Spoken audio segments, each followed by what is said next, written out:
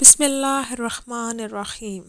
روئے زمین پر سب سے پہلا قاتل قابیل اور سب سے پہلا مقتول حابیل ہے۔ قابیل اور حابیل یہ دونوں حضرت آدم علیہ السلام کے فرزند ہیں۔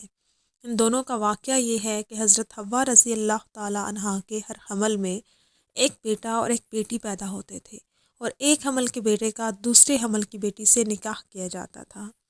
اس دستور کے مطابق حضرت آدم علیہ السلام نے قابیل کا نکاح لیوزا سے جو حابیل کے ساتھ پیدا ہوئی تھی کرنا چاہا، مگر قابیل راضی نہیں ہوا کیونکہ اقلیمہ زیادہ خوبصورت تھی، وہ اس کا طلبگار ہوا۔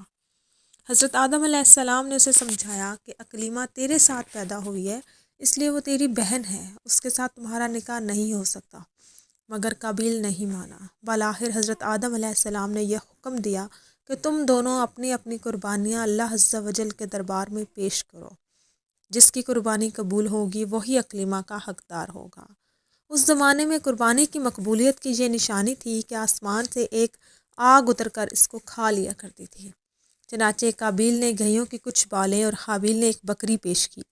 آسمانی آگ نے حابیل کی قربانی کو قبول کیا اور قابیل کی کو نہیں۔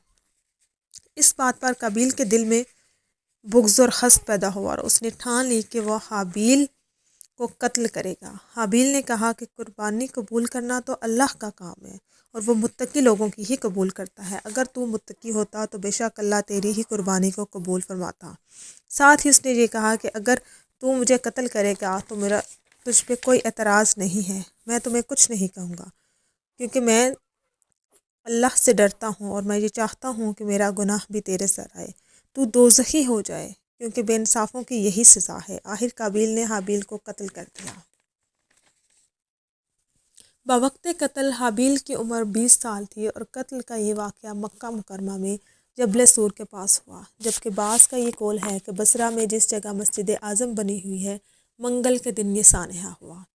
جب قابیل نے حابیل کو قتل کیا تو چونکہ اس سے پہلے کوئی آدمی مرا ہی نہیں تھا، اس لیے قابیل حیران تھا کہ وہ بھائی کی لاش کو کیا کرے۔ چنانچہ کئی دنوں تک وہ بھائی کی لاش کو کندھوں پہ اٹھائے ادھر ادھر پھرتا رہا۔ پھر اس نے 2 کووں کو دیکھا جو آپس میں لڑ رہے تھے، اور ایک نے دوسرے کو مار ڈالا۔ پھر جو زندہ کوا تھا اس نے زمین کھودی اور اس میں مرے ہوئے کوے کو ڈال دیا۔ یہ دیکھ کر قابیل نے بھی قبر کھودی اور اپنے بھائی کو وہاں دفن کر دیا۔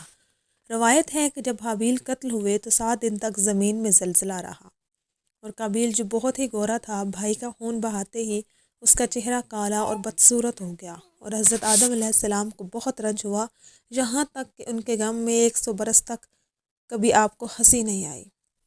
حضرت آدم علیہ السلام نے شدید غضبناک ہو کر قابیل کو دھتکار کر اپنے دربار سے نکال دیا، اور وہ بدنصیب اقلیمہ کو ساتھ لیے یمن کی سرزمین عدن میں چلا گیا۔